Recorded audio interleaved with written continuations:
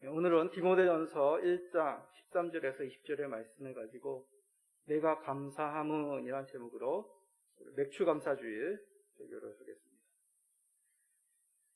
오늘은 맥주 감사주일입니다. 그러나 엄밀하게 말하면 유대인들이 지키는 맥주절과 우리가 또한 지키는 맥주 감사주일과는 약간의 차이가 있습니다. 유대인들이 지켰던 이 맥주절은 오늘날의 우리 교회 절기로 따진다면 저번에도 설교했듯이 성령 강림주일입니다. 유대절기상 6월절 후 50일 되는 날에 오순절이라고 하죠. 그 오순절의 또 다른 이름이 농사짓는 절기로 맥주절입니다. 그런데 우리나라는 한국교회 전통상 이제 하반기 첫째 주일 7월 첫째 주일을 이제 맥주절로 지키죠. 그래야 약간의 의미적인 차이가 둘 가운데는 있는 것입니다. 유대인들의 맥주절은 이제 한 해의 주대 농사인 이 봄농사, 밀농사죠. 밀농사를 마치면서 하나님께 감사하는 절기가 바로 맥주절기였습니다. 근데 우리는 주대 농사가 무슨 농사입니까? 쌀농사죠. 그리고 이 쌀농사 추수는 지금 하는 게 아니라 이제 가을에 합니다. 그러기에 보리 농사와 지금의 시기가 비슷하여 맥주절이라고 칭하지만 현실 속에서 우리가 농사도 짓지 않고 또 한국 사회는 이 보리, 밀 그런 걸 잘 먹지 않기 때문에 더 큰 의미, 이 맥주절, 한국 교회에서 맥주절의 더 큰 의미는 상반기를 마무리하는 그런 절기라고 하는 것이죠. 한 해의 상반기를 마무리하면서 먼저 드시는 생각이 무엇입니까? 여러모로 힘든 시간이었다는 생각이 먼저 드실 것입니다. 작년에 닥친 코로나 바이러스. 금년은 상황이 조금 호전될 것이라고 생각했습니다. 그러나 새해 첫 주부터 긴박한 상황으로 사회적 거리두기가 시작이 되었습니다. 바이러스가 또 잠잠하다 싶으면 다시 바이러스 감염이 확산되어서 또 사회적 거리두기가 강화되기도 하였죠. 계속 그런 일들이 금년 내내 반복되었습니다. 그런 시기를 어렵게 보낸 가운데 감사의 제목을 찾는 것이 그리 쉽지가 않을 것입니다. 그러나 감사의 제목이 정말 없는 것일까요? 아니면 우리가 받은 감사의 제목을 잘 깨닫지 못하고 있는 것일까요? 개인적으로 얼핏 드는 생각은 감사의 제목보다 불평과 하소연거리가 더 많다는 생각이 듭니다. 그런데 새벽에 기도하면서 감사할 것을 받았는데 감사하지 못하다면 큰 낭패다라는 생각이 들었습니다. 그래서 감사에 관한 말씀을 찾아보았습니다. 오늘 읽은 본문이 떠오른 것이죠. 본문은 바울 사도가 에베소 교회 감독관이었던 디모데에게 보낸 첫 번째 서신입니다. 이를 기록할 당시 바울 사도는 선교 여행으로 다른 곳에, 에베소가 아닌 다른 곳에 있었죠. 에베소 교회는 대신 디모데가 감독하고 있었습니다. 바울 사도는 디모데가 염려되어 아버지와 같은 그런 목회적 당부를 기록하여 이 디모데 서신을 첫 번째 편지를 보내게 된 것이죠. 그 가운데 바울 사도는 영적인 아들 디모데에게 자신이 받은 감사의 제목이 무엇인지를 전하고 있습니다. 목회자인 바울 사도가 목회자인 젊은 디모데에게 믿음의 선배인 믿음의 영적인 아버지인 이 바울 사도가 영적인 아들인 디모데에게 보내는 서신. 이 서신은 마치 저에게 그리고 우리들에게 주신 말씀으로 쉽게 다가올 수 있는 그런 귀한 말씀이죠. 바울 사도에게 있어 감사의 제목이 무엇인지 우리는 찾아보고자 합니다. 왜 바울 사도는 이런 감사의 제목을 디모데에게 전했을까요? 그것을 묵상해 보므로 우리가 이 시점 상반기를 마무리하면서 하나님 앞에 감사의 제목이 무엇인지를 다시 한번 새기시는 그리고 모든 성도님 되시기를 간절히 축원드립니다. 자, 먼저 바울 사도는 자신을 충성되게 여기고 직분을 주심에 대해서 감사한다라고 고백합니다. 자, 디모데전서 1장 12절 우리 다 같이 읽어봅시다. 나를 능하게 하신 그리스도 예수 우리 주께 내가 감사함은 나를 충성되이 여겨 내게 직분을 맡기심이니. 본문에서 감사하다는 그 원어는 은혜와 소유하다라는 단어의 합성어입니다. 그냥 감사하다는 그런 뜻을 가진 단어 하나가 아니라 은혜 그리고 소유라는 그런 단어, 소유하다라는 단어가 같이 붙어 있는 거죠. 수거적인 표현입니다. 은혜를 소유함을 깨달았기 때문에 감사하다는 뜻이죠. 소유하였다는 것은 무슨 말입니까? 계속 가지고 있는 것입니다.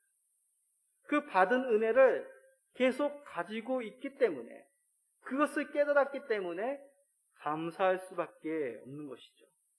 그러기에 감사는 한 번만 감정적으로 고마워하는 것이 아니라 그 은혜가 지속적으로 나에게 주어졌기에, 내 안에 그런 은혜가 계속 있기에 지극히 당연하게 감사하게 되는 것입니다. 바울 사도는 어떤 은혜를 소유하였기 때문일까요? 예수 그리스도의 증거자로 직분을 받았다는 것입니다. 예수 그리스도를 증거할 수 있는 그런 귀한 직분으로 말미암아 바울 사도는 감사하고 있는 것이죠. 하나님께서 죄인들을 구원할 증거자의 직분, 아무에게나 주겠습니까? 세상에서도 중요한 일을 맡김에 있어서 그냥 그 사람의 일이 잘할까, 그것을 성실히 감당할까, 그걸 살핀 후에 맡기는 것이 일반적인 모습입니다. 세상의 일반적인 모습도 그렇다면 하나님께서 태초부터 가지신 그 구원의 경륜, 그 구원의 경륜 속에서 예수 그리스도의 이름을 증거할 귀한 직분, 어떤 자에게 맡기겠습니까? 이에 동참할 그 귀한 일꾼은 충성된 자에게 맡기지 않겠습니까? 우리 주님께서 요한을 통하여 말세일 때 교회에게 당부하신 말씀이 있습니다. 바로 오늘 말씀같이 주 예수님께 죽도록 충성하라는 것이죠. 자, 요한계시록 2장 10절입니다. 너는 장차 받을 고난을 두려워하지 말라. 볼지어다 마귀가 장차 너희 가운데 몇 사람을 옥에 던져 시험을 받게 하리니 너희가 10일 동안 환난을 받으리라. 내가 죽도록 충성하라. 그리하면 내가 생명의 관을 내게 주리라. 아멘. 하나님은 죽음 앞에서도 믿음을 돌이키지 않고 주 예수님께 충성하기를 그의 백성들에게 원하시는 것이죠. 죽도록 충성하라. 그런데 바울이 복음의 증거를 충성스럽게 감당하심을 보시고 불러주셨다는 얘기입니다. 그러기에 충성은 예수님의 비유에서 같이 지극히 적은 것에서도 충성해야 됩니다. 마태복음 25장 21절입니다. 그 주인이 이르되 잘하였도다 착하고 충성된 종아, 내가 적은 일에 충성하였음에 내가 많은 것을 내게 맡기리니 내 주인의 즐거움에 참여할지어다 하고. 아멘. 잘 알고 있는 달란트의 비유죠. 그 달란트의 비유에서 말씀하시는 것이 무엇입니까? 주 하나님이 적은 일에도 충성하기를 원하신다는 겁니다. 무슨 일을 하든지 죽게 하듯 하면서 충성스럽게 한 영혼 살피는 것, 그것이 바로 충성이라고 말씀하신 것이죠. 그렇다면 우리의 모습을 돌아봅시다. 솔직히 저는 충성스럽지 못하고 무슨 일을 하든지 죽게 하듯 못한 삶을 또한 고백할 수밖에 없습니다. 죽도록 충성하려면 아직 멀은 것이죠. 그럼에도 자격 없는 저를 불러주셔서 몸된 교회, 주의 몸 되신 교회를 허락해 주신 것, 은혜입니다. 말세 때에 주 예수를 의지할 그 믿음의 백성, 성도로 불러주신 것, 은혜죠. 더 나아가 하나님께서 귀하게 주신 자녀들을 믿음으로 양육할 수 있는 믿음의 그 부모의 직분 주신 것, 은혜입니다. 이런 자격 없는 나를 충성되게 보시고 직분을 맡겨주신 것, 하나님의 전적인 은혜인 것이죠. 그러기에 감사하며 더욱 충성되게 그 직분을 감당할 수밖에 없습니다. 우리 성도님들도 동일할 것입니다. 우리가 자격이 있어 이 자리에 나와 예배드린 건 아닙니다. 우리가 무엇인가 세상 속에서 더 뛰어나서 다른 사람들보다 뭔가 더 나아서 우리가 하나님 앞에 예배드린 것 결코 아닙니다. 자격 없는 우리를 불러주셔서 성도로서 주의 나라의 백성으로서 그 귀한 직분 주신 것, 하나님의 전적인 은혜인 것이죠. 그러기에 우리는 우리를 불러주신 그 귀한 직분 맡겨주신 것, 그것으로 감사하시는 우리 모든 성도님 되시기를 간절히 축원드립니다. 두 번째로 바울 사도가 감사한 제목은 바로 죄인 중에 괴수인 자신에게 구원의 긍휼을 베푸셨다는 것입니다. 바울 사도는 예수님 믿기 전에 어떤 사람이었습니까? 예수 그리스도를 믿는 자들을 핍박하던 사람, 예수님을 방해하였던 그런 죄인된 몸이었습니다. 디모데전서 1장 13절입니다. 내가 전에는 비방자요, 박해자요, 폭행자였으나 도리어 긍휼을 입은 것은 내가 믿지 아니할 때에 알지 못하고 행하였음이라. 아멘. 예수 그리스도를 비방하며 믿는 자들, 그 믿는 자들을 박해하고 폭행하였던 사람이 누굽니까? 바울이라 불리워지기 전에 유대인이었던 이 사울의 모습이었습니다.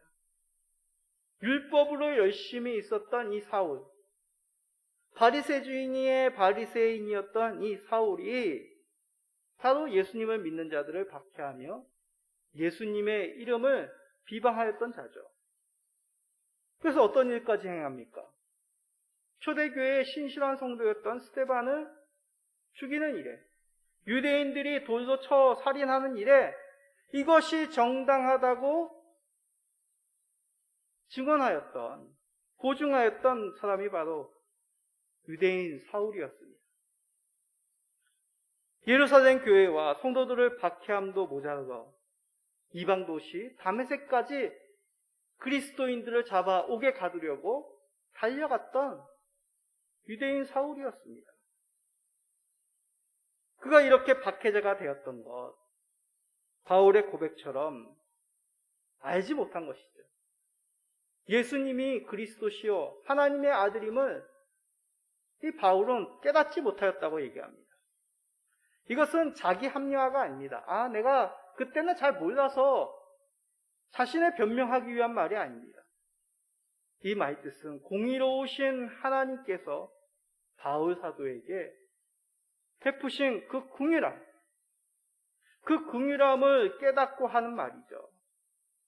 다메섹 도상에서 예수님이 그에게 나타나 주시고 만나 주시고 회개케 하심으로 이 사울, 유대인 사울을 이방의 사도 바울로 세우셨습니다. 이러한 놀라운 용서를 바울에게 주신 것, 전적인 하나님의 베푸신 긍휼이죠.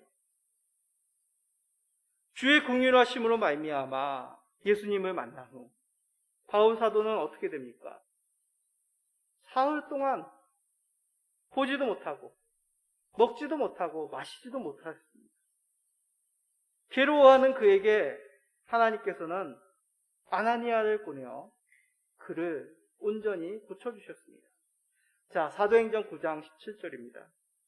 아나니아가 떠나 그 집에 들어가서 그에게 안수하여 이르되 형제 사울아, 주 곧 내가 오는 길에 나타나셨던 예수께서 나를 보내어 너로 다시 보게 하시고 성령으로 충만하게 하신다 하니 아멘.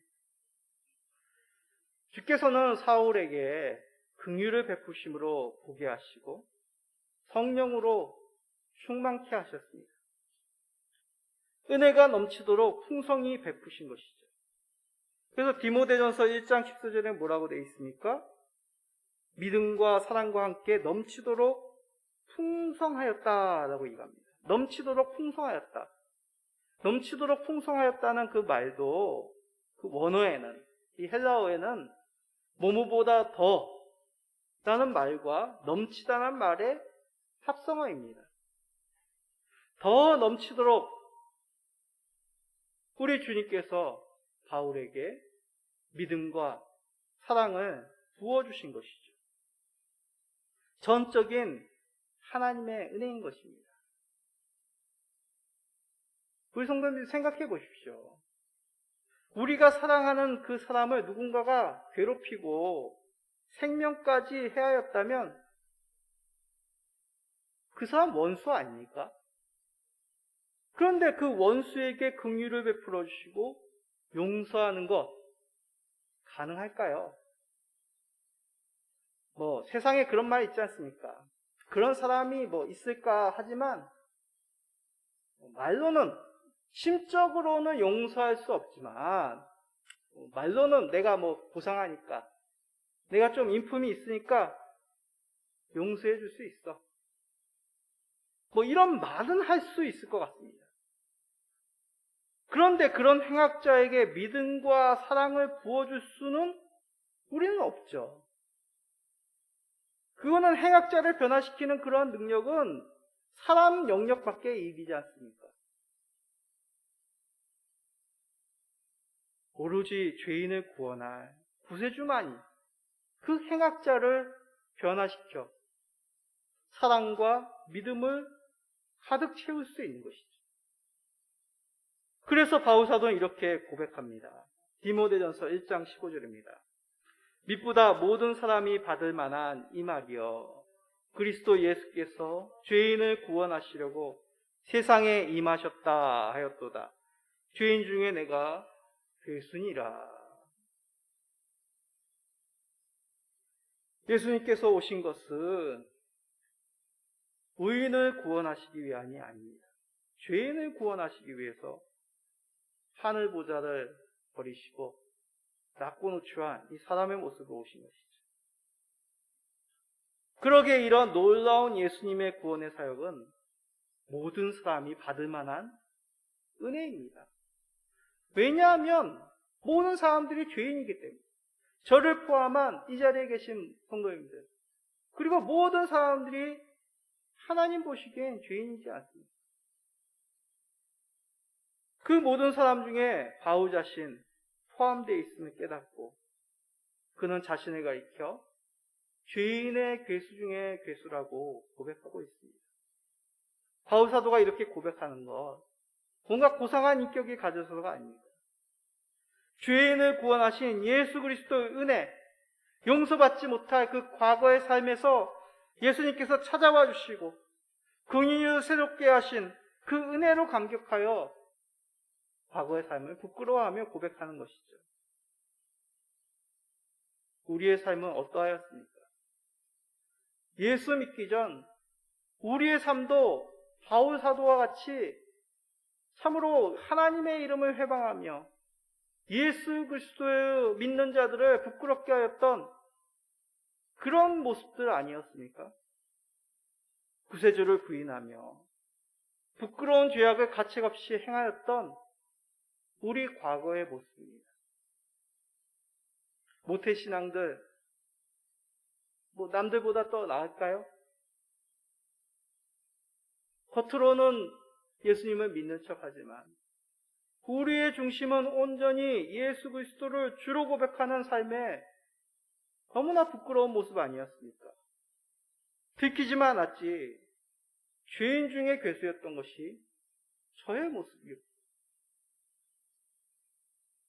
그럼에도 우리를 긍휼히 여기심으로 독생자 예수 그리스도 보내주시고 믿게 하시므로 하나님 자기여 되게 하셨습니다. 그것이 바로 우리가 받은 은혜란 얘기죠. 이를 감사히 여기며 하나님께 영광 돌리는 것, 지극히 자연스러운 것입니다. 우리에게 베푸신 그 구원의 은혜, 감사히 여기시는 모든 성도님 되시기를 간절히 축원드립니다. 세 번째로 바울 사도의 감사는 말세의 때에 본이 된 그 선한 싸움 싸우도록 본을 보여주시기 위하여 그를 불러주셨습니다. 그것으로 말미암아 바울 사도는 감사한다라고 고백합니다. 디모데전서 1장 16절입니다. 그러나 내가 긍휼을 입은 까닭은 예수 그리스도께서 내게 먼저 일체 오래 참으심을 보이사 후에 주를 믿어 영생 얻는 자들에게 본이 되게 하려 하심이라. 아멘. 사도 바울은 자신이 긍휼과 은혜를 입은 까닭, 예수 그리스도께서 일체 오랫동안 참으셨기 때문이라고 얘기합니다. 하나님의 대표적인 성품이 바로 참으시는 것이죠. 하나님께서는 거역하는 이스라엘 오래 참으셨습니다. 그들이 회개치 않음에도 때로는 사랑으로 징계하셨지만 불쌍히 여기셔서 그들을 구원해 주신 하나님이시죠. 느헤미야를 통하여 이렇게 얘기합니다. 느헤미야서 9장 30, 31절입니다. 그러나 주께서 그들을 여러 해 동안 참으시고 또 주의 선지자들을 통하여 주의 영으로 그들을 경계하시되 그들이 듣지 아니하므로 열방 사람들의 손에 넘기시고도 주의 크신 긍휼로 그들을 아주 멸하지 아니하시며 버리지도 아니하셨사오니 주는 은혜로우시고 불쌍히 여기시는 하나님이십니다. 하나님께서 이스라엘을 참으신 것 한 해 두 해 몇 년이 아닙니다. 광야에서 하나님을 거역하는 이스라엘 40년 동안 참으셨죠. 그럼 40년 후에는 도저히 참을 수 없어서 멸절하셨습니까? 아닙니다. 멸절하지 않으시고 일체 오래 참으셨죠. 그런 하나님께서 바울 사도에게도 마찬가지로 행하셨습니다. 일체 오래 참으셨죠. 스데반의 생명을 해야 하는 그 책임, 그런 책임을 앞장서서 졌던 유대인 사울에게 참으셨습니다. 초대 예루살렘 교회를 박해하며 다메섹까지 그 박해의 손길을 뻗쳤던 그 유대인 사울에게 끝까지 참으셨죠. 이렇게 사울에게 오래 참으신 이유 무엇입니까? 말씀해 보면 바로 본이 되게 하시기 위하여 라고 16절에 말씀합니다. 여기서 얘기하는 본이란 것은 그림을 그릴 때 윤곽을 잡아주는 그 밑그림을 의미합니다. 바탕이라는 얘기죠. 본보기라는 의미입니다. 예수님께서 바울에게 오래 참으심이란 어떤 것인지 밑그림을 보여주신 것이죠.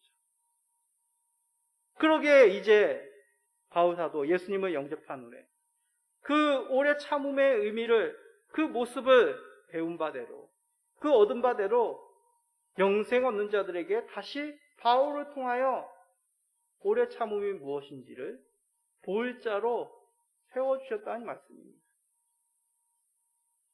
자, 그런데 마지막이 중요합니다. 오래 참음의 본을 보여줄 자로 세움받았다. 그럼 그 다음은 뭘까요? 오래 참을 자로 내가 예수님을 통하여 그 본을 보았다. 그리고 내가 이제 다른 사람들에게 오래 참는 자로 세움을 받았다. 그럼 그 다음에 자연스럽게 오는 단어가 뭘까요? 용서라는 단어가 먼저 생각이 떠옵니다. 그런데 그 다음 말씀이 무엇입니까? 선한 싸움을 싸우라고 얘기합니다. 디모데전서 1장 18절입니다. 아들 디모데야, 내가 내게 이 교훈으로서 명하노니 전에 너를 지도한 예언에 따라 그것으로 선한 싸움을 싸우며. 예상 밖에 오래 참는 그 본을 예수 그리스도로 말미암아 접하고, 또한 이제 그러한 용서하는 자로 보일 자로 세움 받았는데, 그 다음 단어가 용서가 아니라 선한 싸움을 싸우라고 얘기합니다. 그럼 선한 싸움을 싸울 대상자가 누구겠습니까? 구체적으로 20절에 나오는 후메네오와 알렉산더를 지칭합니다. 이 사람들이 구체적으로 어떤 사람인지는 우리는 알 수 없지만 바로 이단적인 가르침을 가르치던 거짓 교사들입니다. 이 당시에 벌써 교회 내에 이단의 가르침을 가르며 거짓 교사로서 믿음을 혼란케 하는 그런 자들이 들어오기 시작했습니다. 학자들은 그런 자들이 구체적으로 영지주의라고 하는 어떤 그 당시에 있었던 그런 잘못된 가르침, 잘못된 믿음을 가르치던 자들이라고 얘기합니다. 이들이 가만히 교회 내로 들어와 성도들의 믿음을 혼란케 한 것이죠. 이런 믿음을 흔드는 잘못된 가르침을 행하는 자들에 대해서 바울 사도는 디모데에게 선한 싸움을 싸우라고 말씀합니다. 그런데 선한 싸움을 싸우는데 필요한 것이 오래 참음이라는 얘기죠. 참는 것이 참 힘듭니다. 쉽게 결판을 보려 하고 감정이 앞설 때가 한두 번이 아닙니다. 그러나 믿음을 지키는 싸움은 감정 싸움이 아니죠. 육신의 싸움이 아닙니다. 선한 싸움이라고 말씀하고 있는 것이죠. 세상에서 싸운다는 것은 누가 목소리가 크냐, 누가 힘을 더 내냐, 끝장보는 그런 싸움입니다. 그러나 주님께서 말씀하는, 바울을 통하여 말씀하시는 이 선한 싸움은 믿음을 지키기 위하여 끝까지 그 믿음을 붙잡고 진리를 수호하는 의의 싸움, 영적인 싸움인 것이죠. 그 가운데 필요한 것이 포기하지 않고 끝까지 참고 진리를 수호하는 것입니다. 요한계시록 2장 13절에 이렇게 얘기하십니다. 내가 어디에 사는지를 내가 아노니 거기는 사탄의 권자가 있는 데라. 내가 내 이름을 굳게 잡아서 내 충성된 주인 안디바가 너희 가운데 곧 사탄이 사는 곳에서 죽임을 당할 때에도 나를 믿는 믿음을 저버리지 아니하였더라. 진리를 수호하다가 그 죽임을 당하는 한이 있더라도 믿음을 저버리지 말라라고 오늘날 살아가는 우리들에게 말씀하고 있는 것이죠. 그런데 이와 같은 오래 참음으로 선한 싸움을 쌀 것을 예전에 박해였던 바울 사도에게 당부하고 있는 것입니다. 생각해 보십시오. 예전에 자기가 박해하였던 자인데 그런 자를 오래 참으심으로 주의 백성 되게 하신 것, 본이 되게 하신 것이죠. 그러기에 바울 사도는 자신에게 오래 참으심으로 말미암아 그 진리, 그 믿음을 세우셨다면 이제 자신도 끝까지 믿음을 지킴으로 말미암아 참된 구원의 복음, 잘못된 이단적인 가르침을 가르치는 그러한 세상 속에서 사탄의 권자 속에서 선한 싸움을 싸울 자로 세움받았다는 것입니다. 어찌 감사가 안 되겠습니까? 예전엔 내가 그렇게 행했는데, 그런 악행을 저질렀는데, 잘못된 생각, 알지 못하는 그런 무지로 말미암아 그 믿음을 벌써 벗어날 수 있도록 자신이 핍박하였는데, 그런 자신에게 예수님이 찾아와 주시고 끝까지 참으심으로 본을 보이셨으니 이제 그 본으로 말미암아 사람들에게 참된 믿음이 무엇인지를 선한 싸움을 통하여, 영적인 싸움을 통하여 보일 자로 세움받았으니 어찌 감사하지 않을 수 있겠습니까? 우리도 동일한 것이죠. 지금은 말세의 때입니다. 보이지 않는 영적인 전투의 시기죠. 그 가운데 우리가 필요한 것은 믿음을 지키며 진리를 인내로 수호하는 것입니다. 이러한 중요한 시기에 우리를 불러 믿음을 보일 자로, 믿음을 지킬 자로 세우셨다니 얼마나 영광스러운 일이겠습니까? 아무에게나 이런 귀한 때, 영적인 싸움으로 승리를 우리 주님께서 얻으실 때에 그의 편 군사로 세우시겠습니까? 인내와 선한 군사의 본으로 우리를 불러주셨음에 감사히 여기시는 우리 모든 성도님 되시기를 간절히 축원드립니다. 이것으로 우리는 우리가 상반기 동안 하나님께 받은 그 감사의 제목을 살펴보았습니다. 물론 이 말씀은 바울 사도에게 하신 하나님의 그 크신 감사의 역사죠. 그러나 이것은 바울 사도 단 한 명의 감사의 제목이 아닙니다. 왜 바울 사도가 디모데에게 목회적인 서신, 에베소에서 젊은 디모데가 교회를 담임하며 사역하며 있는 그런 상황 속에서 왜 바울 사도 예전의 과거를 들추어내며 감사의 제목을 나누고 있을까요? 디모데야, 나에게 직분을 맡기시고 긍휼로 말미암아 구원의 은혜를 주시고 이 마지막 때에 선한 싸움 싸울 자로 끝까지 인내하기를 원하시는 그런 자로 불러주셨음을 나에게 그런 감사의 제목 주신 것 너에게도 필요한 것 아니겠느냐, 너에게도 주신 감사의 제목이 아니겠냐고 말씀하고 있는 것이죠. 바울 한 명이 아니라 우리에게 주신, 디모데에게 주신, 저에게 주신 이 말세의 때에 우리를 구원해 주신, 우리를 직분자로 세우시고 선한 싸움 싸울 자로 그 귀한 믿음의 인내를 허락하시는 그 은혜를 감사히 여겨야 된단 말입니다. 그 본을 우리 예수 그리스도를 통해서 우리는 벌써 허락받았습니다. 또한 믿음의 선배들로부터 받았습니다. 그러기에 어찌 감사하지 않을 수 있겠습니까? 그리고 우리도 이제 이렇게 살아야 되지 않겠습니까?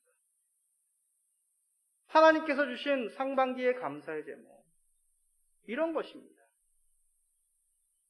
세상 사는 것이 힘들고 코로나 바이러스 인하여 경험해보지 못한 그런 질병으로 말미암아 우리가 두렵고 떨리고 일상 가운데 벗어난 것, 그런 측면으로만 바라볼 것이 아니에요. 이러한 말세의 때, 이런 위험한 때 우리에게 귀한 주님의 나라의 직분, 주의 구원의 백성으로, 또한 말세의 때에 선한 싸움 싸울 그 믿음의 인내자로 세운 받은 것, 그것을 기억하시며 감사하시는 우리 모든 성도님 되시기를 예수 그리스도의 이름으로 간절히 축원드립니다. 아멘. 찬양하겠습니다. 찬송가 360장입니다.